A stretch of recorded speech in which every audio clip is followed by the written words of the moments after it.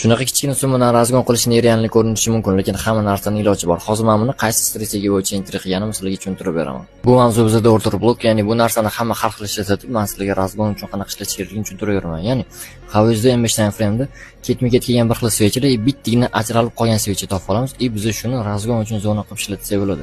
Ya'ni bu zonamizga metka qilib qo'yamiz. Avratni bozor shu zonaga kelganda reaksiyasidan sirga ishlatsak bo'ladi. Endi bozorda qanaqa kelishini ko'rsatib beraman. Biz bozorda ya'ni shunga o'xshagan holat topib olamiz. Sell bitta buy, ya'ni bozor holati sell bo'ldi. Ya'ni biz shu zonaga metka berib qo'yamiz. Bundan keyingi vaziyatni ko'rsatib bo'ladi. Ya'ni sell bitta buy. Miyamizda zona qilib qo'yadigan bo'lsak, bozor qaysi biriga birinchi keladigan bo'lsa, ana o'sha ikkalasini ham reaksiyasidan ishlasa bo'ladi. Birinchi bu zonani ko'ramiz. Bu zonadan bozor prem tepib turib откатini bergan. Bundan keyingi zonamizdan oladigan bo'lsa, ya'ni ikkala zonamizdan ham bozor juda ham chiroyli reaksiya bergan. Bu M5 bo'lganligi uchun kam ko'rinyapti, lekin bu razgon uchun juda ham ideal zona.